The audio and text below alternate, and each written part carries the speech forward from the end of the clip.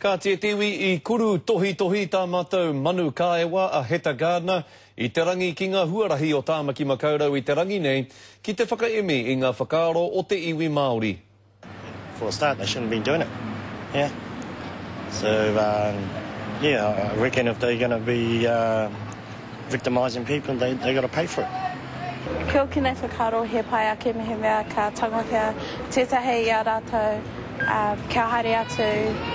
Makes the kids like respect the cops more when they're like not just coming up to them and arresting them. I agree that they should be paid off. I believe that the laws need to be toughened up in that area for the safety of maybe women and men. Kāore, I don't think we should give them $50. Kia hai.